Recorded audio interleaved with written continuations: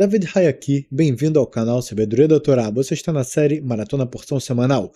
Parashat Lech Lecha, falaremos da saída de Avraham de sua terra, do seu lugar de nascimento, da casa do seu pai, do versículo 1. Falaremos um pouco sobre os primeiros versículos com a explicação profunda dos sábios da Torá no Parashá na íntegra.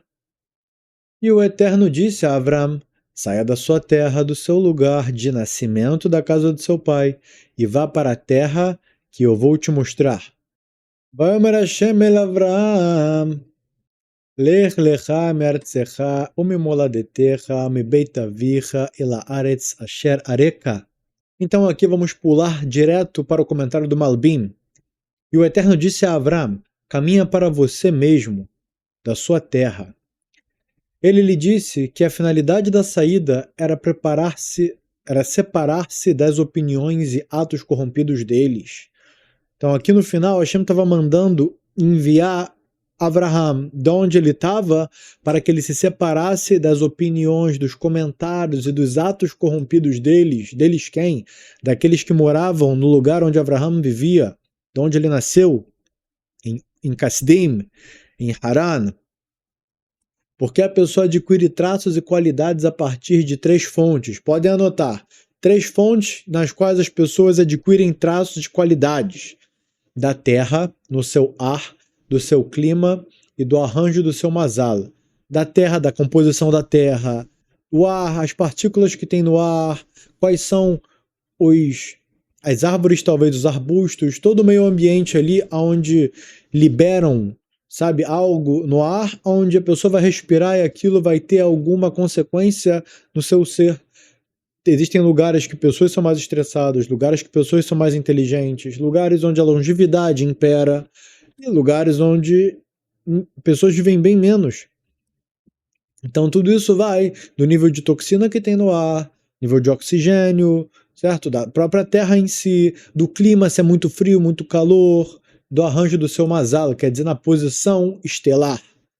Quais planetas iluminam aquele lugar e qual que é a influência de cada iluminação, de cada astro, de cada planeta. B. Da cidade onde mora e do seu lugar de nascimento, dos costumes e das características das pessoas de lá. Ou seja, os valores das pessoas do local onde ele vive, ou seja, a sociedade. Então, o que a sociedade critica, o que ela não acha bom, pode ser que a sociedade critique justo o que tem valor e enalteça o que não tem valor. Né? Vai ter lá aquele grupo que vai falar: pô, e quanto é que saiu o jogo? Quem ganhou? Quem ficou em primeiro? Quem foi o vice? Etc. E ali você começa a ver o pessoal falando sobre futebol. Você se sente um peixe fora d'água. Você fala: quer saber? Eu vou estudar sobre isso, eu vou assistir também, porque assim eu vou ter papo com esse pessoal, vou conseguir sentar com eles, eu vou valer alguma coisa nessa sociedade, porque nessa sociedade só vale quem está imbuído em coisas vãs e vazias, no que é fútil. Então a pessoa se preenche de futilidade para fazer parte daquela comunidade. Ela escuta todo tipo de assuntos, ela vê o modo que aquele pessoal age, o que o pessoal valoriza, etc. E desse modo ela é totalmente influenciada pela sociedade. C. Da casa do seu pai. Da casa do seu pai o que seu pai vai te passar como valor? Não só o seu pai, sua mãe também, os irmãos que estão lá. Qual que é o assunto? Qual que é a cultura prezada na casa do seu pai? São bons valores ou é o vão e o vazio? O Eterno ordenou que junto com a saída física houvesse também uma saída mental, que Avraham se separasse do temperamento da sua terra, cujo clima era nocivo. Então aqui Hashem está revelando, aqui Malbim está revelando que o clima da terra era nocivo para Avraham. Aqui esse nocivo eu não sei se parece que ele é um nocivo com relação à verdade, com relação a assuntos espirituais. Não se o pessoal lá vive muito ou pouco, isso não importa, se o pessoal se conecta com Deus ou não. E ela era nocivo a isso. E das qualidades das pessoas do lugar de seu nascimento. E também do apego à casa do seu pai. Por isso o texto começou pela sua terra, porque é mais fácil a pessoa esquecer a sua terra do que esquecer do seu local de nascimento. E é mais fácil esquecer o local do seu nascimento do que esquecer a casa do seu pai. Então aqui a gente também aprende níveis de facilidade e dificuldade de desapego. Muito mais fácil se desapegar da terra de onde você veio, o jeito que lá era o cheiro daquele ambiente, o clima, as árvores, etc. Isso já é um apego. Vai ter o apego a nível sociedade, que você vai ainda estar com as influências daquela sociedade que incutiram em você todo tipo de porcaria. E o mais difícil de se desapegar é o que da casa do pai. O que você aprendeu na casa do seu pai, sua mãe te ensinou, seu pai te ensinou, seus irmãos, avô, etc. Tudo que ali te ensinaram, aquilo é realmente uma toxina colocada que ela é mais difícil de tirar de todas. Aqui, levando em consideração que o que foi posto em Abraão foi idolatria, foi a conduta degenerada, certo? E é claro que o oposto é verdade. Na casa do seu pai, onde lá bons valores são ditos, palavras de Torá são explicadas, é claro que o efeito oposto, né? Na verdade, com o mesmo efeito, só que pro lado correto da coisa, vai funcionar. Por isso disse, caminha para você mesmo, que ele siga o rumo a si, ficando por natureza separado de todas essas influências, e disse, para a terra que eu mostrarei a você. Isso fazia parte de uma prova. É mais fácil abandonar a própria terra e o lugar de nascimento que sabe desde o início o destino. Ou seja, se dissesse para Abraão, vai para a terra, você está saindo dessa terra profana, essa terra idólatra, e eu vou te mandar, vamos dizer para Bnei Brak, aqui é o lugar mais religioso que tem de Israel. Lá são chamados os que moram lá de ultra-ortodoxos, no final das contas eles fazem nada menos do que cumprir com a tradição de Moisés, desde Moisés até hoje, desde Moshe Rabbeinu até hoje, é cumprida a mesma tradição. Então, você fala lá, você vai falar, poxa, as pessoas lá são tzadikim, estudam Torá, certo? Eles estão lá o tempo todo vivendo de acordo com a lei da Torá. Então, com certeza, aquele ambiente, o clima, a terra, as árvores, tudo ali está disposto de um jeito que a energia boa emana, a energia da Torá, a energia da verdade. A sociedade é maravilhosa e a casa do pai vai ser o próprio Avraham que ele vai formar. Ele vai ser o pai. Dali para frente, ele vai ditar o que vai ser ensinado, a cultura da casa dele. Mas não foi. Aqui foi justo pelo contrário. Hashem não falou para Avraham para onde ele ia. Hashem disse a Avraham a terra na qual eu vou falar para você ir. Então tinha uma nuvem, ele seguia a nuvem e ia. Para onde ele ia, ele não sabia.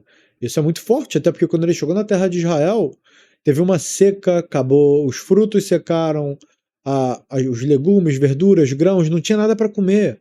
Parou de chover, os poços secaram de águas subterrâneas.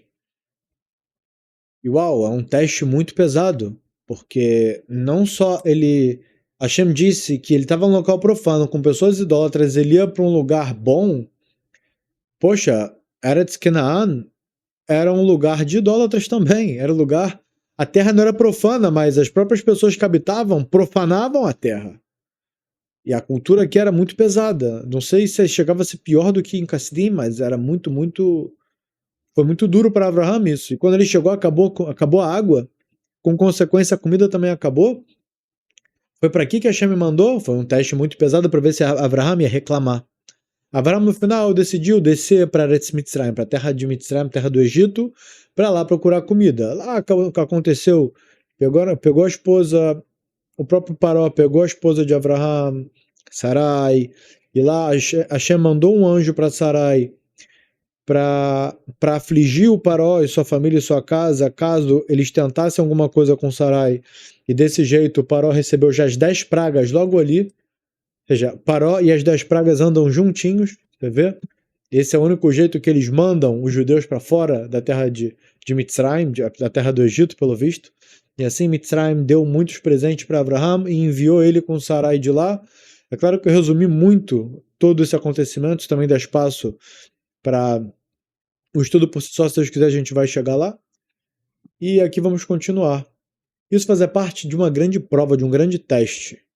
E é mais fácil abandonar a própria terra e o lugar de nascimento quando se sabe desde o início o destino. Você sabe para onde você vai, é mais fácil de você abandonar o lugar onde você está. Agora, você vai abandonar onde você está, nas escuras, na interrogação, sem saber para onde você vai. Então você vê que Abraão no final passou no teste, ele não reclamou de Deus, falou: ah, Deus, é isso então, você me tira de onde eu estava, eu sigo a minha vida inteira como auto-sacrifício para o Senhor. Está escrito que nos 13 anos de idade, Abraão já conseguia entender que o sol não era o Deus por si só, a árvore não era um Deus por si só, a lua não era um Deus por si só. Hashem, o Deus do universo, ele estava sobre tudo. E ali ele já começou a ensinar para as pessoas ao seu redor que Deus era um. O monoteísmo começou a ser difundido. E foi quando Abraão quebrou as estátuas da loja do seu pai, loja de estátuas. E o seu pai pegou ele para Nimrod. E Nimrod prendeu Abraão por 10 anos. Depois Abraão saiu. Ou seja, Abraão estava passando por vários sofrimentos, tudo isso para fazer a vontade de Deus. E agora ele estava chegando em um novo lugar, onde esse lugar também estava pior ainda de onde ele estava antes. Porque pensa, ele estava em Haran antes. E lá ele já estava há muitos anos ensinando para as pessoas a palavra de Deus. Então muitas pessoas elas se aglomeravam e moravam perto de Abraão para continuar estudando a Torá, continuar aprendendo de Abraão. Então Abraão estava bem, ele tinha ligado, certo? Ele tinha plantações, ele tinha pessoas que trabalhavam para ele, que foram essas que vieram para se aproximar dele, trabalhavam junto com ele, tinham pessoas que trabalhavam para ele. E serviam a ele, viam a grandeza de Abraão e serviam ele automaticamente. Não é à toa que o próprio faraó, o primeiro prisioneiro praticamente que saiu do Egito foi Sarai. Ela foi capturada pelo rei, pelo faraó, e depois ela foi liberada e todo mundo ficou estarrecido, ninguém entendeu, porque não existia na história do Egito alguém que tinha sido liberto das garras do faraó, não existia. Então, desse mesmo modo, as pessoas. O que o próprio faraó fez? Ele enviou a filha dele, a princesa Hagar, como serva, como escrava de Sarai. Porque ele viu a grandeza da esposa de Abraão, a grandeza de Abraão, e falou: não, é melhor que a minha filha seja serva de Sarai, da esposa de Abraão, do que ela fique aqui no Egito como princesa. Então, até o rei do Egito colocou a filha dele para ser a serva de Abraão e Sarai, de Sarai diretamente. Ou seja, Abraão estava muito bem obrigado na terra de Haran. Ele não precisava de lá sair, se aventurar em um lugar estranho, sabe? Um lugar onde ele não sabia onde era, nem quanto tempo levaria. E tem um monte de consequência negativa da viagem. E aqui a gente vê no capítulo 2. Farei de você uma grande nação, vou abençoar você e engrandecer o seu nome e vai ter bênção. E farei de você uma grande nação, porque a viagem traz 3 consequências: diminui a fertilidade, diminui o crescimento da família, diminui os bens, diminui a reputação. Por isso foram necessárias 3 bênçãos nas quais ele prometeu a você filhos, riqueza e nome. Daí continua aqui embaixo a explicação. Mas isso é só para mostrar o quão difícil é fazer essa transição de Haran, onde ele estava muito bem ali, servos, comida, água, estudava a Torá, ensinava a Torá, já estava tudo esquematizado. A cidade, o bairro dele ali, o assentamento dele já estava pronto. Ele foi enviado para a terra de Israel e o teste dele era para ver se ele ia reclamar. No final das contas, ter ido para Mitzrayim, ter ido para o Egito também foi considerado um pequeno erro, fora do ramo do teste principal, mas dentro de um outro departamento foi um pequeno erro. E os nossos sábios explicam que por conta disso, o povo de Israel no final desceu para o Egito também e ficou escravo lá todo aquele tempo. É calculado as palavras de Abraão, tudo, e disso é tirado quantos anos o povo de Israel teve que ficar no Egito. No final, todo aquele tempo foi a metade, mais ou menos, que ficou por conta de toda a dificuldade, todo o sofrimento envolvido. Mas Abraão, aqui, ele passou nesse teste, que foi não reclamar diante de toda aquela dificuldade e problema, a própria viagem, com tudo que a gente viu, que o Urashi explica quão difícil é uma viagem, que a gente hoje em dia pensa numa viagem, arrumar a mala, entrar no avião e depois de algumas horas estar no outro lado do mundo, né? Muito lindo. Aqui a realidade era outra. Isso fazia parte da prova. É mais fácil abandonar a própria terra e o lugar de nascimento quando se sabe desde o início o destino. Já havia na intenção deles ir para Canaan. Se ele revelasse logo o destino, se Hashem revelasse logo o destino para Abraão, que seria Eretz Canaan, na terra de Canaan, não haveria prova. Além disso, talvez o pai dele fosse com ele. E Hashem falou que Abraão tinha que sair da casa do seu pai. certo? Ele tinha que, ele mesmo, o próprio Abraham, ser o pai da casa dele, e não ter um pai na casa dele. Quer dizer, ele vai ser quem vai ditar a cultura local, não o pai dele. E aqui ele não sairia da casa do pai se o pai fosse junto. Então um dos motivos foi que o pai não fosse com ele, pois já tinham saído de Ur-Kasdim com essa ideia. O pai dele estava bem idoso, ele não estava querendo se aventurar muito. Mas a vontade do Eterno era que ele fosse sozinho. Por isso disse, que eu mostrarei a você.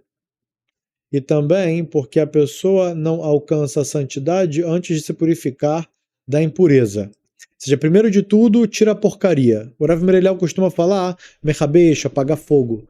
As transgressões ocasionam fogo aqui, fogo ali, o negócio complicou, etc. E o que você deve fazer? Você deve apagar, joga água, apaga o fogo. Tudo que for impureza, que você se purifique.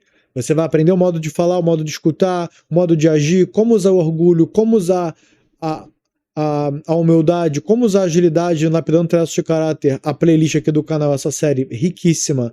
A gente está lá em andamento com essa série. E lá a gente fala sobre isso, lapidar os traços de caráter, e nos vídeos do canal como um todo a gente fala sobre os pontos a se enaltecer, a gente investir em nós mesmos e aonde a gente deve desarraigar os maus hábitos. Então tudo isso faz parte de se purificar da impureza. E não tem como alcançar o nível de santidade até que a pessoa se livre da impureza que tem nela. Por isso, Hashem não revelou a qualidade da terra e a santidade, até que Abraham se separasse da impureza da sua terra e do seu lugar de nascimento. Com isso, ele ensina que, quando a pessoa se empenha com reflexão para alcançar o Eterno e conhecê-lo, é derramado sobre ele um influxo alto por influência de Ruach HaKodesh, Espírito de Santidade ou profecia para instruí-lo da verdade. Ou seja, através da reflexão, através do intelecto que Hashem nos deu, que é o que nos separa dos animais, nós devemos refletir e fazer um Heshbon Nefesh, um cálculo da alma sobre o que a gente precisa melhorar, certo? Se a gente falou errado com alguém, se em alguma situação a gente errou, pensar como consertar, como se regenerar disso. E a cada estudo, a gente entender um tema, um conceito, e através desse conceito, que é a ferramenta da Torá, utilizar do poder que Deus nos deu, que é o intelecto, a inteligência, através da reflexão, podermos alcançar e conhecer o Eterno, conhecer Hashem. E desse modo, a gente entendendo os caminhos de Deus e empreendendo e implementando isso na nossa vida, é derramado sobre a gente um influxo alto de influência Ruach HaKodesh, o terceiro olho, o olho espiritual, o olho da santidade, ele é aberto e a pessoa consegue enxergar até muito mais do que outra pessoa. Você pega 10 pessoas, elas presenciaram um acontecimento, elas vão testemunhar algo em comum, pode ser que mude um pouquinho ali. Mas você pega alguém que estuda a Torá, tem um entendimento dos conceitos profundos, foi aberto para ele Ruach HaKodesh, Ruach HaKodesh nessa geração, se tem, é para os maiores da geração, mas digamos um olhar espiritual mais apurado, alguma vantagem assim no que tange ao seu eu espiritual, você vai conseguir enxergar com muito mais facilidade qual que é a origem daquilo ali, naquela situação. Então aquele que estuda a Torá, ele adquiriu essa ferramenta, e isso ele, através da reflexão, conseguiu se consertar, e disso, através dessa dificuldade, desse sofrimento, ele conseguiu abrir o terceiro olho, que é o olho espiritual, que é o olho que enxerga realmente o que aquilo quer dizer, que é o olho também da Emuná, da Bitachon. A pessoa ela vai enxergar aquela situação ou como uma crítica para ela, ou como uma crítica para aquele lugar, ou como um sinal para ela sair dali, ou como um sinal para ela ficar ali. Ela vai conseguir entender aquilo de um jeito especial. Vai ser diferente para ela, não vai ser algo normal que ela vai ver. Vai ser algo especial. Para instruí-la na verdade. Ou seja, a pessoa que vai buscar tudo isso, vai buscar a verdade, no final das contas, a verdade vai estar com ela e vai instruir ela no caminho correto. Assim aconteceu. Depois que Abraham investigou, pesquisou e refletiu para alcançar o Eterno por meio do seu entendimento, ele mereceu a palavra do Eterno, e o Eterno disse a Abraham. Abraham só mereceu que Hashem falasse com ele porque ele se empenhou com todas as suas forças, investigou, pesquisou, refletiu, até ele alcançar o entendimento que o Eterno existe, que Deus ele está acima de tudo, acima de todos. Então ele mereceu que Hashem se revelasse para ele. É como o dono de uma vinha. Quando vê uma videira nobre plantada num lugar ruim, arranca de lá e replanta em outro lugar melhor, por causa do ar, por causa do solo, por causa das plantas vizinhas. Do mesmo modo, o Eterno plantou a boa videira, Sorek, numa colina fértil. Abraham aqui comparado com uma videira. Ele estava plantado numa terra pobre, ruim, certo? Com quase nenhuma chuva, tóxica, e dali ele estava produzindo muitas uvas. Então Hashem viu aquele esforço todo, aquela produção de uvas, falou o quê? Vou tirar essa videira daqui e vou plantar num solo propício. Aí todo o potencial dessa videira vai ser bem aproveitado. Assim Abraão foi comparado. Vamos pular para o versículo 3. Vou abençoar quem abençoar você, e quem amaldiçoar você, eu vou amaldiçoar, e por meio de você serão abençoadas todas as famílias da terra. E eu abençoarei quem o abençoar. Não há para mim dúvida de que, como Abraham se opôs às opiniões de todos os homens, ele foi um peixe nadando contra a correnteza, aqueles desviados o difamavam, desprezavam, ou seja, as pessoas da sociedade onde ele viveu criticavam ele, humilhavam ele, difamavam, desprezavam. Quem? Homens desviados, transgressores, quem estava oposto à vontade de Hashem. E como ele suportou tudo por causa de Hashem, foi dito: e eu abençoarei quem o abençoar. E o resultado final do seu caminho é que vemos hoje. A maioria das pessoas do mundo concorda em engrandecer Avraham Avinu e em buscar bênção por meio dele, a ponto de até quem não é da descendência de Avraham se atribui como se fosse da descendência de Avraham. E ninguém contesta isso, é algo notório.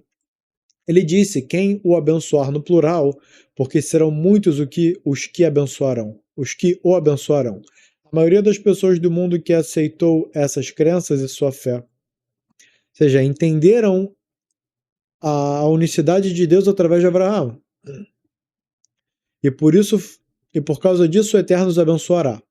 Já quem os amaldiçoar aparece no singular, porque os que amaldiçoam são poucos. Eu os amaldiçoarei. E no fim, por seu intermédio serão abençoadas todas as famílias da terra, por seu intermédio reconhecerão que há um Deus altíssimo, um monoteísmo, serão ensinadas a elas as raízes da fé, e elas receberão bênção do Eterno.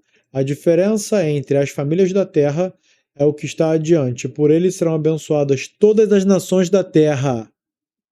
Famílias da terra indica os estratos mais simples, os que trabalham a terra. E disseram em Yevamot, na Guimará, até as famílias que vivem sobre a terra não são abençoadas senão por causa de Israel. Por causa de Israel, que está conectado com Deus, conectado com a Torá, cumprindo as mitzvot, ele está, através da bênção que desce para o povo de Israel, todas as famílias do mundo, até dos não-judeus, aquele que está do outro lado do mundo, não-judeu, vivendo a sua vida, o trabalho que ele tem, a bênção do trabalho, a bênção do dinheiro, a bênção da comida, a abundância ali dos vegetais, cereais, frutos, tudo isso é por conta de quem? De Israel, que está conectado com Deus, conectado com o estudo de Torá, conectado com a reza. Assim como o Pirkei Avot nos ensina que o mundo ele é sustentado por 3 pilares, que é Torá, a reza, Avodá, que é trabalho no coração, que ele é a reza, e também tem quem interprete o próprio trabalho em si, o judeu que trabalha, estuda a Torá e reza, e o terceiro, que é Gemilut Hassadim, que é fazer atos de bondade, benevolência. Atos de benevolência.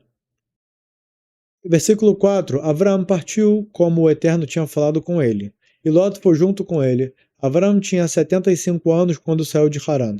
Vamos para essa explicação aqui mais embaixo, esse segmento.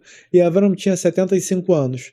Apesar de já ser idoso e ter morado nessa terra há muitos anos, mesmo assim ele ouviu a palavra do Eterno. Ou seja, tem muitas pessoas que dizem: eu vivi tantas décadas, vivi tantos anos, então eu já conheço, então eu já sei. Então aqui a gente vai entender um pouquinho mais do que é a vida verdadeira.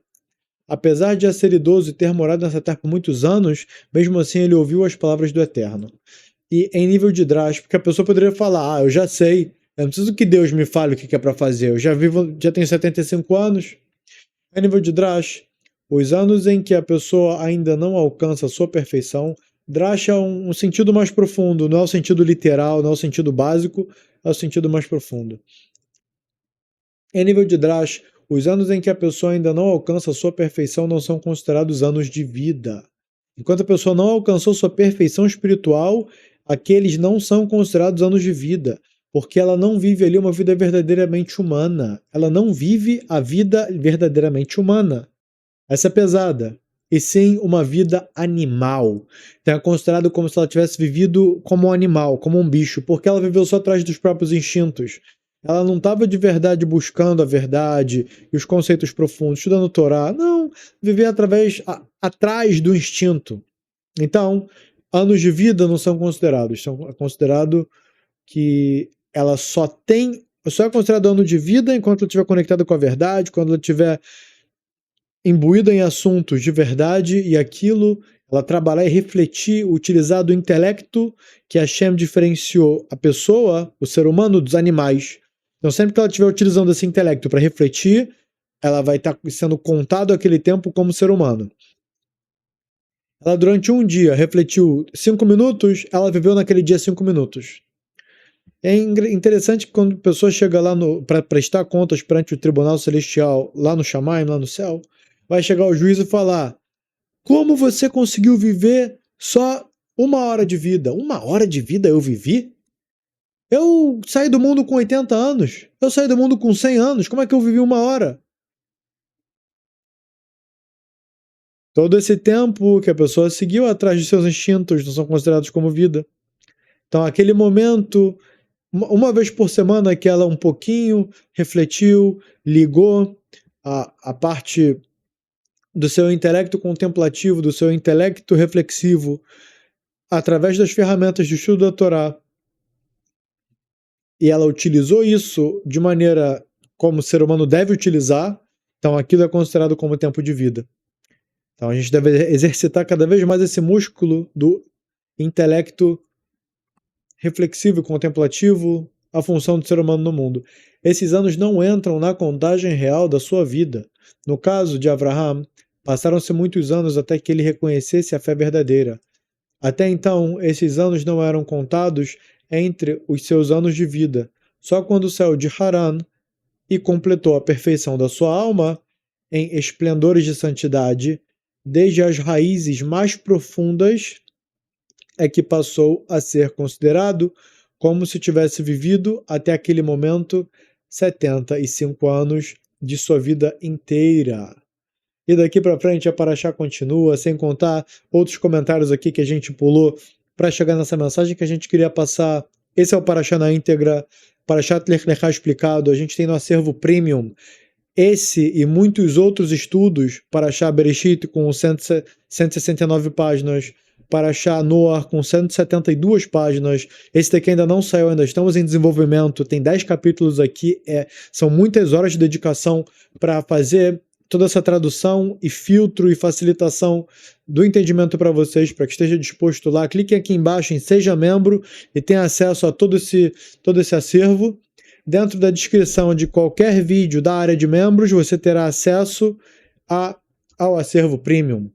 Então, você pode, nesse mesmo momento, clicar aqui embaixo e se tornar membro e contribuir com o canal para que possamos cada vez mais produzir conteúdo para o canal, disponibilizando tempo para isso e tendo acesso a todo o conteúdo, tanto em vídeo quanto escrito, certo? Então vamos ficando por aqui. Tudo de bom e até o próximo estudo.